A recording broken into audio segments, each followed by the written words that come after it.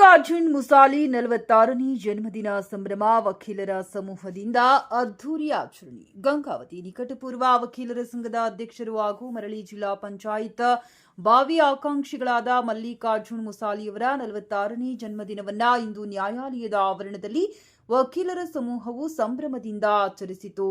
Court bar ಅಸೋಸಿಯೇಷನ್ನ ಹಿರಿಯ ಹಾಗೂ ಕಿರಿಯ ಸದಸ್ಯರು ಒಂದಾಗಿ ಸೇರಿ ಕೇಕ್ ಕತ್ತರಿಸುವ ಮೂಲಕ ಜನ್ಮದಿನದ ಶುಭಾಶಯಗಳನ್ನು ಸಲ್ಲಿಸಿದರು. ಈ ವೇಳೆ ಮಲ್ಲಿಕಾರ್ಜುನ್ ಮುಸಾಲಿಯವರ ಸಾಮಾಜಿಕ ಸೇವೆ, ವಕೀಲರ ಸಂಘದ ಅಭಿವೃದ್ಧಿಗೆ ನೀಡಿದ ಕೊಡುಗೆ ಹಾಗೂ ನಾಯಕತ್ವವನ್ನು ಸದಸ್ಯರು ಸ್ಮರಿಸಿ ಅಭಿನಂದಿಸಿದರು.